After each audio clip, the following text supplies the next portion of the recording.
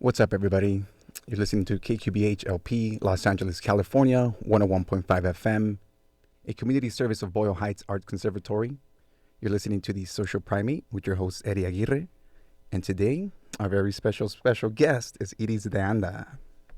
What's up, Iris? Hello, it's good to be here. It's always a pleasure to be in the studios and the walls of KQBH. Yeah, we were just speaking a little bit before air that you had the chance to kind of record some of the, like a set you released a few years ago, Loose Poems, right? Yes, definitely. The beauty about a community spot like KQBH, Boyle Heights Arts Conservatory is they have equipment, just people, resources available for the community, and for somebody like me to come in and use the studio and record some of my B-side poems and some of my sad girl songs. Michael Becerra, who we just heard, I believe, had his little show right before this, reached out. I've known him for years. We did work together at the Eastside Cafe for many years, and so he knows kind of my trajectory and like where I've been. And he's like, Edie's like, let's record. We got the equipment, we have the space, we have the time. So let's do it. Yeah, I brought it with me so you can see it. Nice. You guys can't see it out there, but it's a red cassette, super old school. Super old school. It looks super cool. Yeah. It's like a antique right now that you're looking at. Right. It looks awesome. And so the idea was just to take it back a little bit to my 90s roots. There is a digital copy that goes with it. I know not everybody has a cassette player at home, but I like to document things. I like things to be, put there like in time somehow, like a little time capsule. And so that was the idea behind it being in a cassette. It was a limited run. Michael might have a couple copies out there ask somewhere. I'll be like, hey, Michael, hook it up. Exactly. Well, Iris, thank you for making the time to come on to the Social Primate. To get started, I know, again, we were talking a little bit before air. I know you've, over the years, you've done, you're a writer, you're a poet, you're an author for from my understanding, two releases, right? It's Roots of Redemption, You Have No Right to Remain Silent, which is the most recent one. And then previously was Codeswitch, Fires from Mi Corazon. Yeah, those are my two publications. Nice. Codeswitch was self-published under Los Writers Underground Press, and that's been 10 years ago actually. So it's turning 10 in April for Poetry Month. It was released April 2014, and having been able to do that, it opened a lot of doors, opened a lot of just getting to know other poets, other musicians, other artists. For me, I think our arts all intermingle. And so, it's been a beautiful journey to have started, DIY in that vein. Yeah, exactly. Yeah, from my understanding, you started the LA Writers Underground back, 2014 as well? Yes. Yeah. That's crazy. 10 years. So that was one of the first books that you published on yourself, right? Yes. Now, where did I'm assuming this initiative came from the need to just kind of take control over how your work got released and, who got to see it as a general audience. So you took it upon yourself to say, hey, I'm going to make this space. I'm going to make this platform for yourself and for people in similar situations as yourself, right? Definitely. It grew out of that need to, I'm from El Sereno, Northeast LA, born and raised, and always having to look outside of our communities. As people of color, I feel like we don't always have access to certain things, not because we don't want it, but for some reason it's just it's not available in our neighborhoods.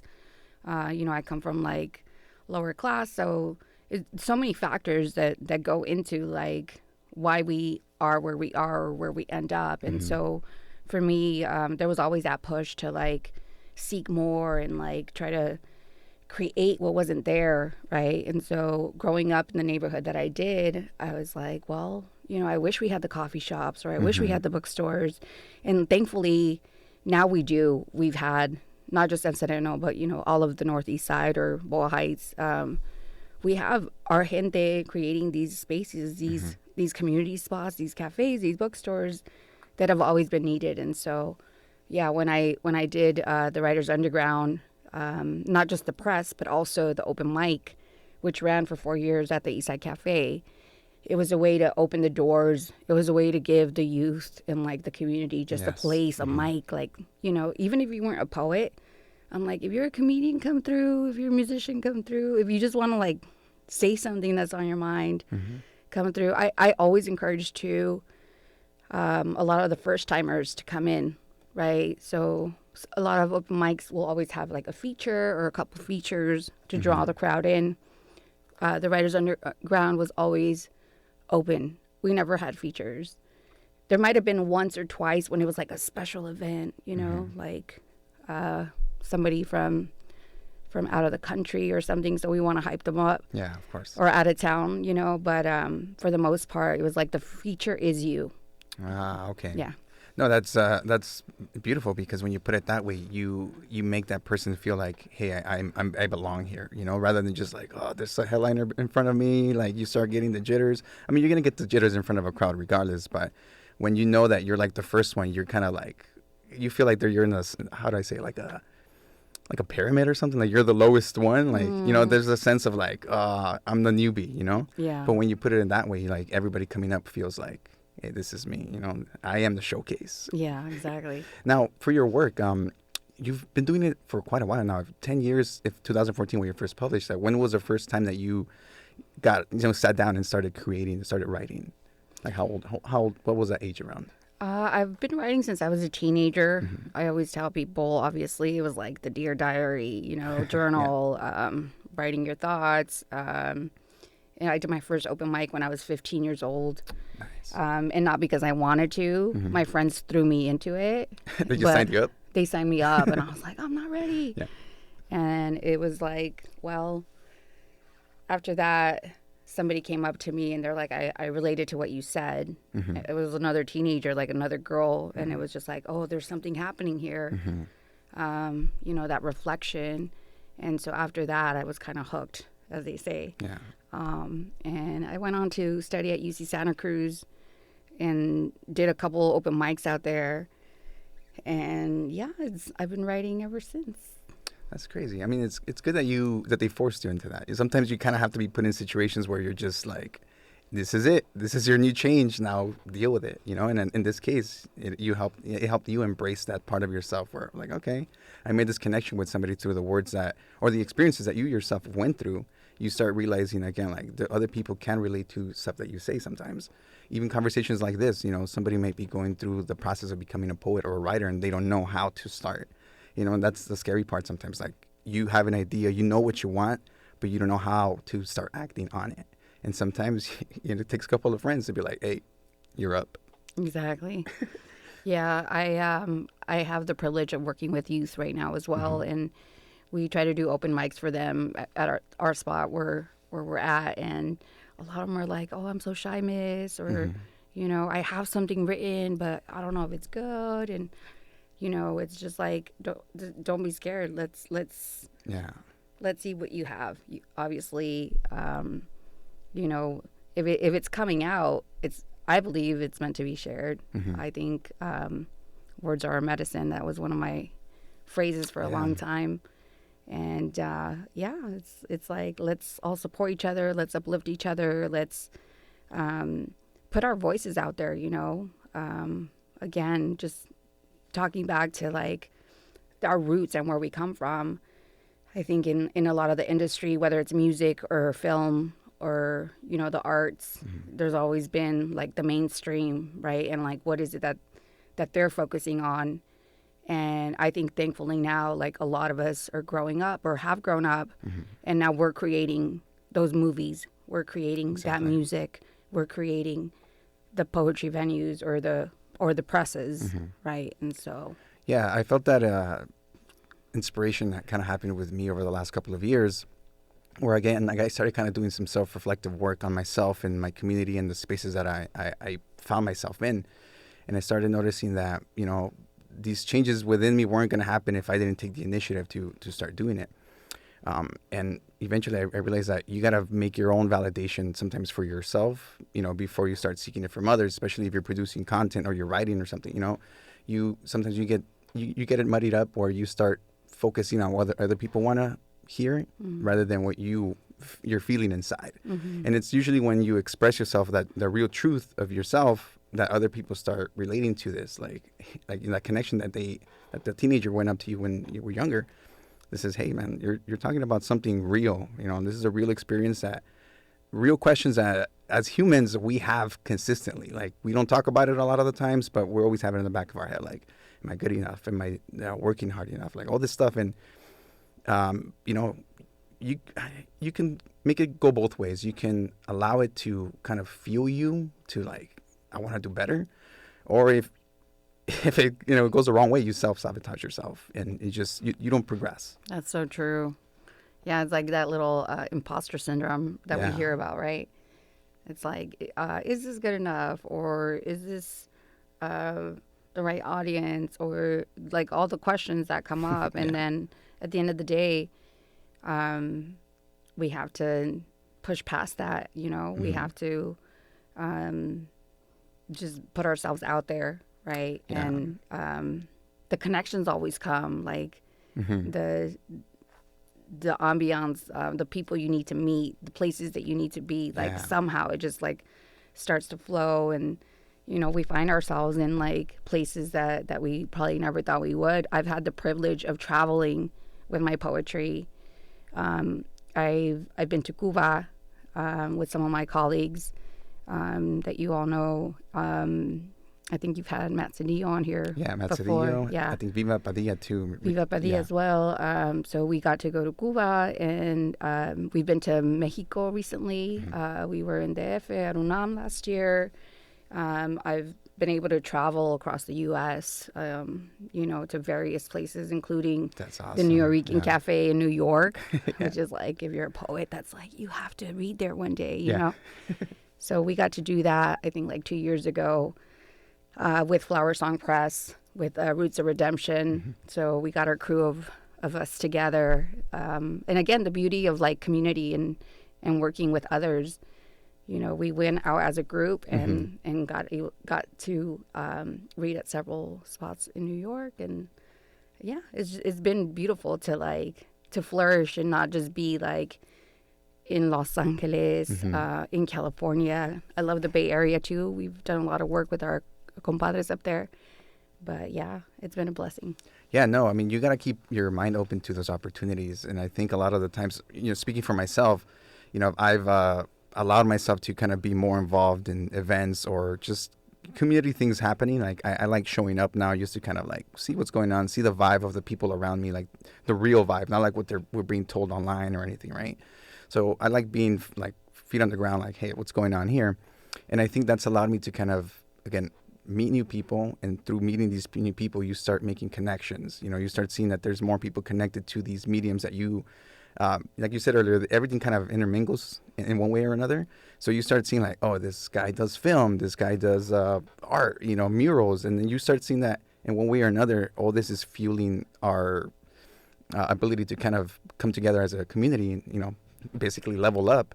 And at the same time, learn stuff about ourselves, and I think that's the key. I think that's what I found to be most beneficial, is just allowing myself to meet new people, show up, have my, be open to the opportunities, and everything just kind of flows. It all comes together. The right people gravitate to your environment. Definitely. I know when I look back at my publications, I can look at Codeswitch and the book, and like all of the art in there is by Caliarte, which shout out to Caliarte. Nice. And they've gone on. They've always been amazing. So I felt privileged to work with them for my book, and they've gone on to do huge murals like at Roosevelt and like other spots, and they're going to continue growing. Roots of Redemption, I got to work with Nico Avina from Espacio 1839, who's also a poet, also an amazing, artist. And so he did some of the artwork for this one. And so, again, that like weaving together of like all of our talents and also going back to like documenting things, right? When I did the cassette, it's like, okay, let's just put that there. With the books, I wanted to bring in folks from my community. I wanted to highlight other artists. So that it's like a stamp, right? It's always gonna be there. Like these people collabed together, Mm-hmm. right?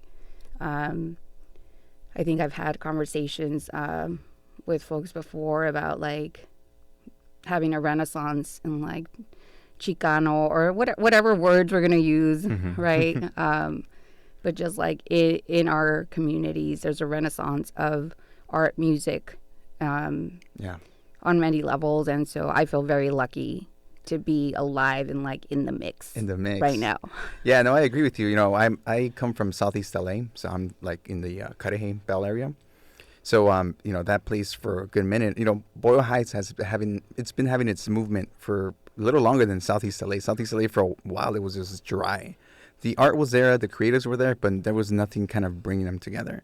And up until maybe 3-4 years ago, a little bit post pandemic or before and after the pandemic, we started seeing like this new platform spaces coming up. Like we have Art Space HP, Huntington Park. We have Crucitas, like the cafes. Like we decided like, hey, we're gonna come back to our communities, and we're gonna create these spaces that we've been wanting to see. And so I'm excited that I'm able to also be part of that. Like you said, what was the word that you said right now? A renaissance. Renaissance. Like that's just cool because we are in it and we are seeing this ability for us now to kind of take it into our own hands to create, to be able to provide resources that we didn't grow up with necessarily and provide it to the youth, right? You're teaching the youth now.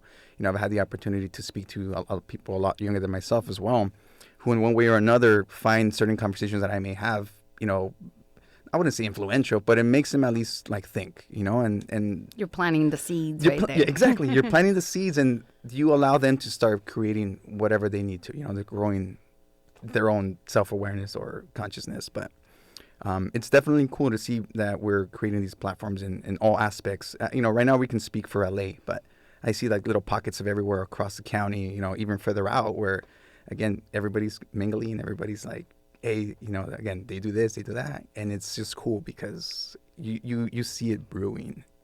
Yeah, it's like I imagine it instead of like the interweb. It's I'm going back to like old school, like abuelita medicine, like the spider web, right? And so like I remember meeting a lot of folks throughout the last 10 years, and we'd all be showing up at the same open mics and like, oh, well, we're gonna be here, or you come over here.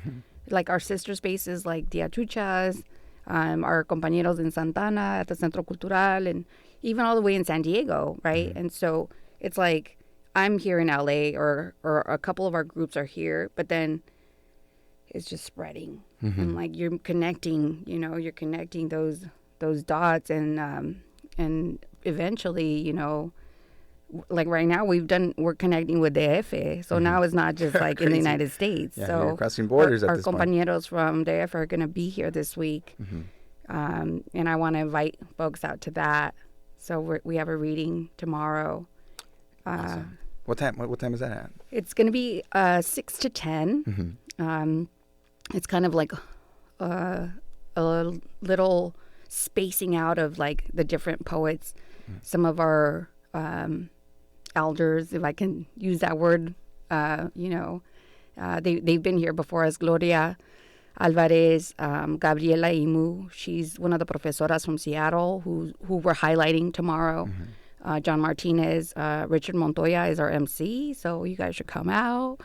And then I believe Matt Cedillo is going to be there as well. I'll be reading, and yeah, it's going to be poetry, a little bit of music, and it's at Rock Rose Gallery in Highland Park. Nice. Well, you know where to be tomorrow, people. Yeah.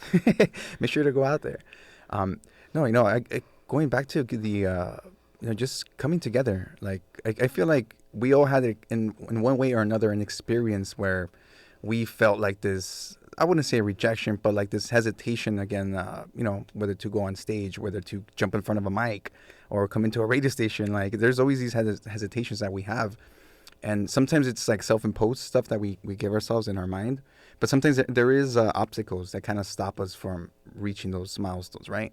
Me personally, like with the podcast, it was in a sense an act of like, hey, F you, I'm going to create my own space because, I want to express myself. I know people who have opinions, people who are doing great things in my community. And, they need a voice, I used to be a big my interest has kind of waned. But when I first started into podcasting, I was influenced by Joe Rogan early on, right? He influences a lot of Then you shift. podcasts. Yeah, of course. Like to me, it was more of like, hey, you got to step up. You got to be accountable for yourself, type of thing. So that what was motivating for me in the beginning, and then from there I was like, you know what? There's people around me, and again, it was just that need to kind of give myself a space. I am a graphic designer still. At that time, I was like I wasn't able to find work. Like nobody would give me the opportunity as a new designer to be like, hey, do my stuff. Let me show you my work. So I was like, you know what? I'm gonna do it myself. I'll brand the whole show, the whole podcast. Like I'll make myself the creative director from the get-go. Not like a junior graphic designer. So I took it upon myself to make these opportunities for me. And then from there, it's just kind of built the momentum to where I can, host a platform for, individuals just like yourself to come in and like tell us your journey, That's beautiful. Again, going back to that DIY spirit, if something's not there, then we have to create it. You have to create it, yeah. So I appreciate anybody that takes that on, right? Mm-hmm. It takes a lot of courage. It takes, getting over all those like doubts and like everything that comes up, as you said, as humans, right? We all have that, but to really put yourself out there, and then it becomes about something bigger than you, I believe.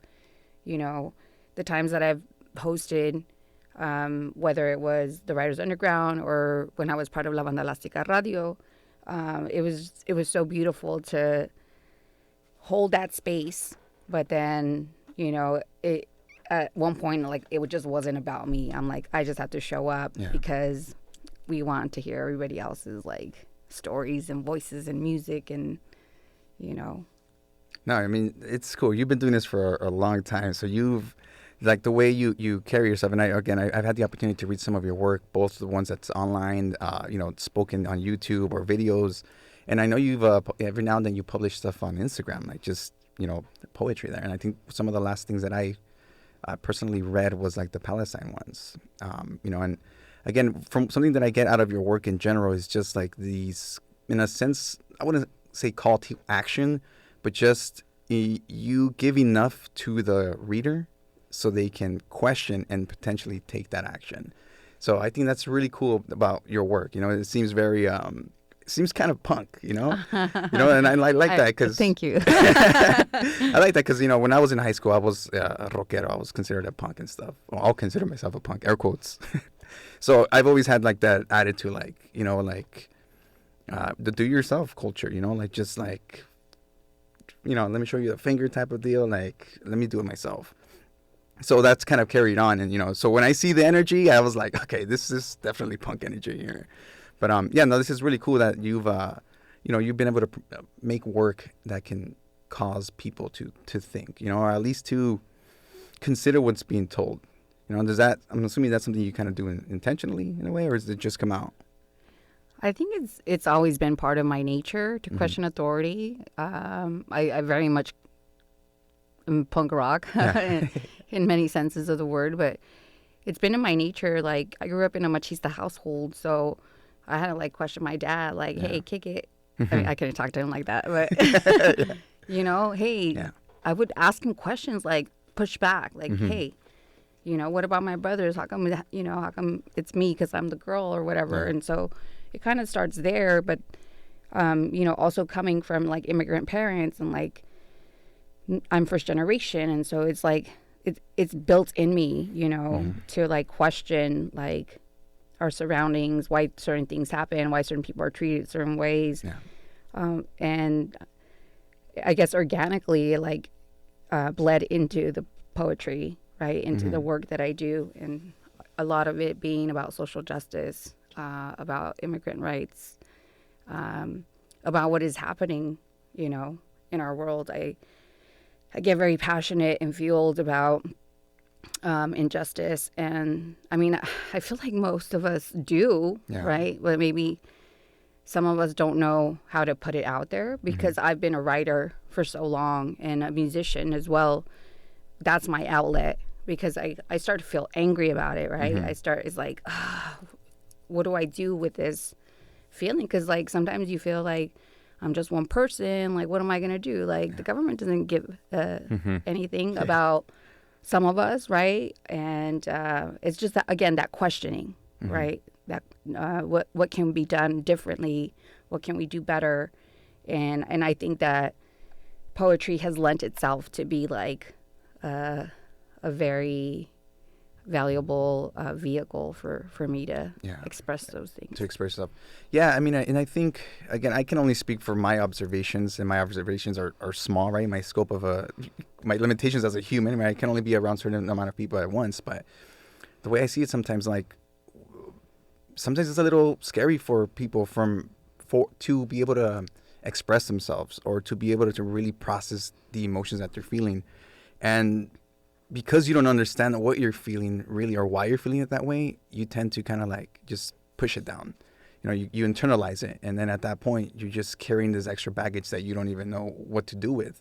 And a lot of the times, you know, it's healthy to find a sort of expression, like even if it's a creative outlet, dancing or whatever it is, to just release it, you know, because that's all that energy that you're keeping in there. It's eventually going to catch up to you, you know. And if you find no way of expressing yourself, even if it's whatever simple emotion that you can think of, like it's going to be very hard for you to kind of, you know, liberate yourself in a way, you know, and learn and grow from you know, the type of content that you produce. Yeah. I think for me too, you and I were chatting a little bit before, some of my work is also very much influenced by the fact that I've studied natural medicine and Reiki, which is like energy healing, and looking like at ourselves, at our emotions, at our place in the world in a more like cosmic light, right? Like from a more spiritual point of view. So I think some of my poetry also touches into that. Like I go into wanting to connect with my ancestors, to bring in like some of that knowledge, right? That it's in us. Like our gente came and comes from a big lineage. And no matter where you come from in the world, but I'm Mexican Salvadorian, and so that's what I know. And just knowing that we are connected to each other, to the earth, to the medicines around us, and like how can we use all of that to grow together and heal. And for you, like, how did you come to that realization about for that part of your journey, like the, you know, the spiritual side of it? I mean, honestly, I had 2 near-death experiences. One when I was a teenager, and after that, my second near-death experience was in my first year of college. And so those are like wake-up calls. Like, you literally have the sensation of not being in your body and like connecting to greater source, right? And so for me, it happened in that way. But then because of that, there was just like this thirst of wanting to know, like, you know, where does this come from? Or, you know, all these questions. And it's like, I gotta read. Let me start like researching. I'd go and like hang out at the Central Library in downtown LA, and just be in like the philosophy section, or like the medicinal section, or like the tarot section. Like I wanted it all, and so a lot of reading. But then at the same time, as I got older, and when I did formally start to look for training, like going back to my family and my mom and my abuelas and asking them, you know, for some of their knowledge. My mom didn't really take us to the doctor growing up. She'd make us like a tea, you know, so things like that. But yeah, I mean, it's interesting sometimes when I look back. I'm 44 years old now. I look back and like I can see myself at 14 when I had that near-death experience, and like how it was supposed to happen for me to be where I am today and to have done the work, you know. No, that's extreme heavy, and at the same time very like like eye-opening, because sometimes it's those moments that take you out of the reality that you think and you're like, whoa, there's a whole different aspect to this. I haven't had any events like that necessarily, but the closest thing that I feel, well, not closest at all, but I would say, if you put in a word, like an ego death for me, was this first time that I tried a float tank. So for people who don't know, float tanks, you go into this big refrigerator looking thing. It's dark, pitch black, no lights, and it's filled maybe with a couple of feet of, maybe like 1 foot of water, salt water, Epsom salt. And you lay down completely naked in the void, right? So you're awake, you're in the void, floating naked. Eventually, after like maybe 10, 15 minutes, you lose sensation of your body. So it feels like you're awake in the void.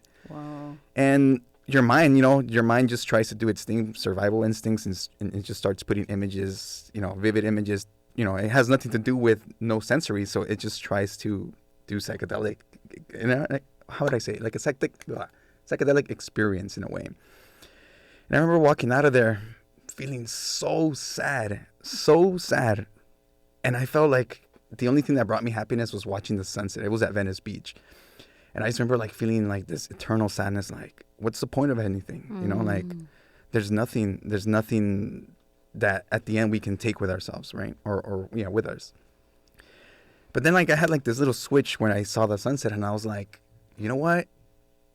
Maybe like this experience doesn't have a meaning, but it's up to us to make this meaning, to make it what we want, to really seek what makes us fulfilled and chase it, and that at the end of the day is going to carry you all throughout your life and just make you this well-rounded person, this well-rounded human being. And that's when I was like, damn, this is a crazy little message that I got, and all from just me allowing myself to let my mind calm down. Mm-hmm. Yeah, it was a trippy experience. That was beautiful. I mean, I think there are many ways to get to those like aha moments, right? Some people use psychedelics. Some people you watch a beautiful sunset, like it's we are all gonna experience those aha moments. I think when we need them. Exactly. Yeah. Yeah. No, I agree with that. Sometimes it's like when you're walking around and you're like, or not walking around, but you set your mind on something, you start seeing a bunch of these things happen. But then when you're looking for that, example wrong. When you're looking for a specific thing, you never find it. But when you're just living, doing your thing, then things just pop out, like when it's supposed to. And then you're like, what the hell? I was making all this effort to try to like make this, like force this to happen when I just had to release and like just let it happen. Yeah. And that's the cool part, because a lot of the times you think that you have to be consistent with it, and it's like, no, if it's for you, there's a saying in Spanish, like, si es para ti, like it'll come back, or something like that. Mm-hmm. But no, it's one of those cool things that I like to sometimes think about and just have conversations with, because we don't give ourselves the space to have these conversations a lot of the time. A lot of our conversations are short form, small talk, and you don't really get the chance to like delve deeper into the psyche of somebody. Yeah, definitely. Oh no, I want like full conversations. Like, Yeah. What do you think about like, do aliens exist, or like, I want to know like what happens in the void, right? Yeah. Like, I just I've always been very inquisitive in that realm. Mm-hmm.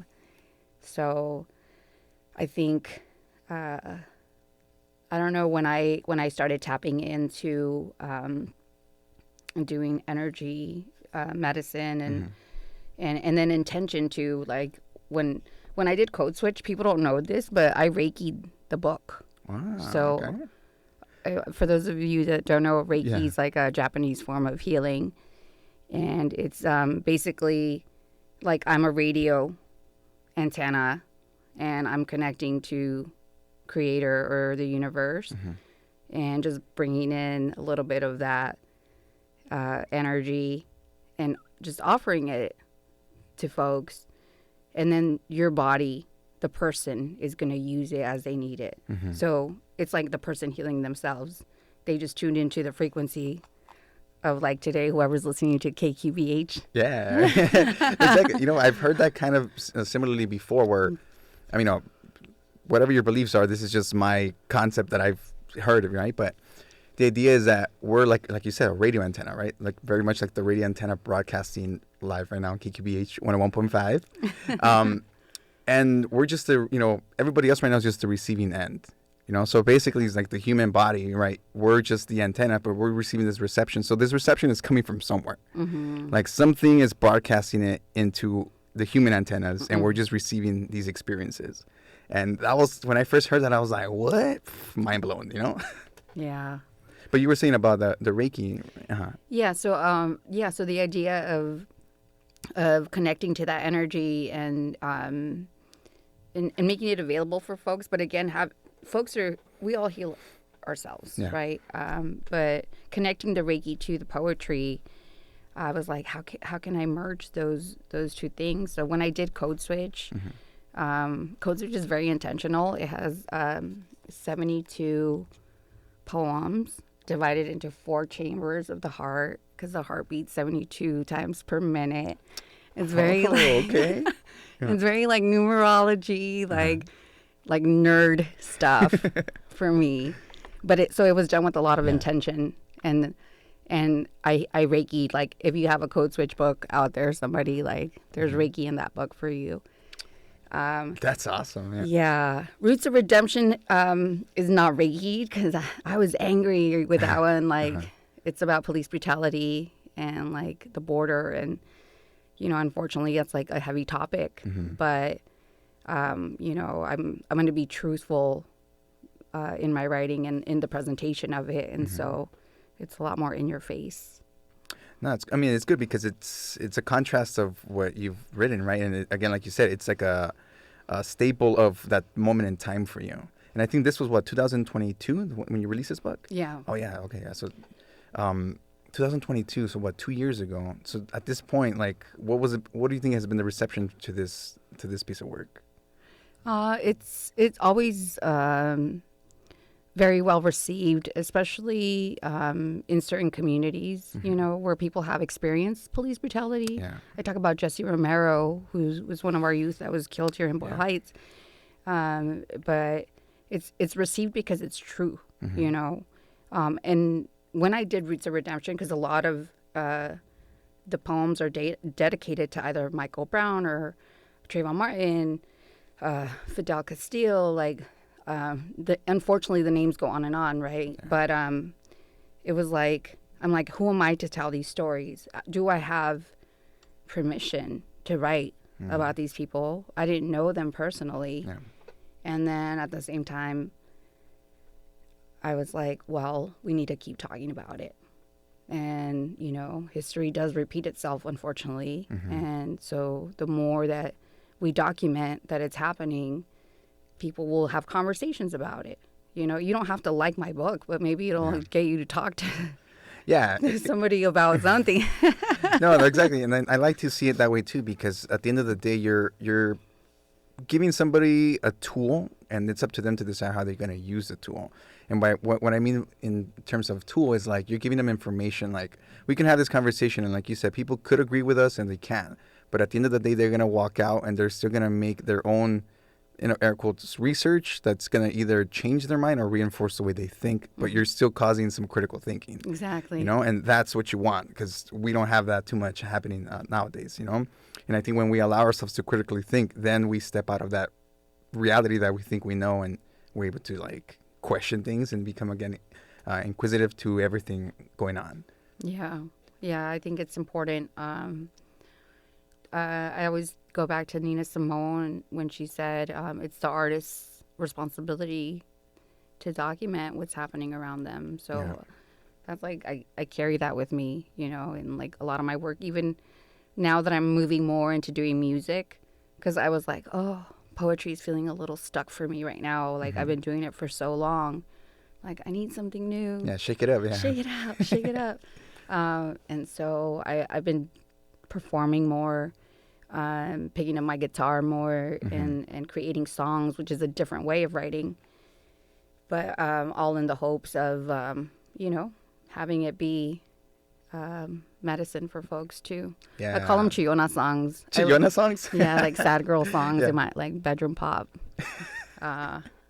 But No, that's cool. It's cool that you stay fluid too, right? Because it's important as a creative to stay fluid. Sometimes, I started off as a graphic designer, and at some point I was like, I'm kind of like stuck. I'm like a little stagnant on it. So let me try motion graphics or learn. At the end of the day, you're picking up different skills that eventually all come back. Like going back to what we said earlier. These crafts mingle together, and it just kind of piggybacks on your other talents, and it just kind of keeps building you. So now you're doing the music. Are you working on like recording anything? I mean, you recorded the Loose Poems, but that was spoken word and some music, right? You said. Yeah, Loose Poems has my 4 songs that are like my what I've been performing lately. I am working on new songs right now. I've had the privilege of. Or having one of my friends. I have the privilege of hanging out with a lot of cool musicians. Nice. And so my dear friend Edwin jumped on the drums with me. So I've gotten to play venues with my Sad Girl songs. My set is 4 songs. Nice. And I played the Offbeat, the Redwood. I got to play the Levitt, LA, MacArthur Park in the summer. And but yeah, my friend Edwin's like, let's put drums to that. So then instead of it being acoustic, I brought out my electric guitar. And so now it's just like a funner, like, they're still sad songs, but now you can kind of dance to them a little bit. Okay. Dance while you're sad kind of thing. And but moving forward, I am writing more music, and I would like to have a full band, That's so cool. Yeah. So the music, is that where are you, like, I guess, pulling from, like, for the writing? Is that like just experiences that you've grown up with and kind of had to, the obstacles you've been through? Yeah, the music is more like emo, right? So like relationship stuff, or like one of the songs that I have talks about suicide. So, it's something very real. Like people, sometimes it's taboo to talk about it, but I've had friends that have left us in that manner. I myself have attempted suicide. That going back to the near-death experience, that was one of them. So it's something that I think now maybe is not as taboo. Now we talk about therapy and mental health, and it's definitely, the music is very much coming from emotions and like lived experience. Where the poetry could be a little like, this is the world we're in, let me talk about the politics, or like our reality as a nation, as a globe. Yeah. But the music is very much more personal. Okay. Yeah. No, I mean, and it's cool that you focus on that. Like you know how to, like, not separate it, but you're able to express in 2 different ways, because everything, the first word comes internally. Like, you gotta release that, like we were talking about that. Like, you gotta release it. Like, I've had moments where, I've been finding myself like in this weird thing going on, that I've been listening to like meditation audiobooks, or like trying to get into like this mindset where I can, be a better person and all that. But then I find myself in these moments or these situations where I have certain people around me where I just get so aggravated. I'm just like, ugh. And like, people test me, and then I realize, like, what am I doing if I'm listening to this stuff, trying to apply it, but yet I'm still lashing out on these ways, Like, am I making any progress? So I feel like there's this like battle where, like, I'm trying to do something and I'm acting one way, and it's like, it's hard, it's hard to try to be the better version of yourself every day, all the time. Yeah, it's not automatic, and it's not like, oh, like, I'm enlightened now. Like, Exactly. It's funny because there's a couple of videos out there, like little reels, and we're not going to say bad words, but one of them is like, they'll use a bad word and then like, and love yourself. And so it's like a dichotomy. So it's giving you like, almost to make you laugh about the situation, if that makes sense. Okay. Yeah. I don't know. No, I have to watch. I'll have to send you a link. But I mean, the point being is that we also have to laugh at ourselves. Yeah. Like, yeah, meditation is beautiful. But it's not going to be instant. Yeah, it's not going to be instant for reals. Yeah, it's not. It's again, it's work, and just like everything, it's going to take that effort from yourself to apply yourself and, make changes internally first before you can start making changes externally. Because if you don't know how to deal with your stuff, going back to the whole spiritual journey stuff, at one point or another, you're going to have to come face to face with that darkness in a way, like you have to heal from every aspect of yourself, regardless of what that is. And if you keep pushing that back, like you'll see some progress in some ways, but you're going to keep coming back to that issue, until it gets resolved. And, I've had my moments like that too. And I can easily say that, you still think about certain things, it still makes you sometimes feel what you felt then, but then you can embrace it with like you mentioned earlier, like you say, like, well, this is what made me, I am who I am now because of these struggles. Right. And like, there's this, before we start wrapping this up, like there's this Japanese word. Hopefully I don't mess it up. Kintsugi or something like that. Kintsukuroi. Oh, there we go. I already messed it up. Okay. But basically it's like, it's an art form where they mend broken objects with gold fillings or some sort of silver or whatever. And that to me kind of is a huge metaphor to what our lives can be sometimes. Like we can be broken, we can be on the lowest of lows, but somehow one way or another, we find these moments that can put us back together. And then we can have a self-reflective moment where we can say like, hey, I went through this stuff. It made me who I am now. And I'm still beautiful. I'm still valuable. And that's like, it changes your mindset. Yeah, I love that word. I have a poem. I wish I would have brought it. Called Kintsukuroi, and it's very much, speaking about how we can still be resilient after having been broken. Yeah. More beautiful, even, I think, is the way that translates. Is like, because now you're filled with gold. Yeah. In places that wouldn't have had it before. Yeah, exactly. Well, Iris, thank you so much for making the time to come on to the show. I know you have some events besides the one going on tomorrow, right? You want to tell us a little bit about that? Yeah. So tomorrow we'll be at Rock Rose Gallery in Highland Park. You guys can look that up. And then on Thursday, we're going to be at Sonido del Valle right here in Boyle Heights on Cesar Chavez. You can look them up as well. And that's going to be reading with some poets for the Acid Verse mixtape.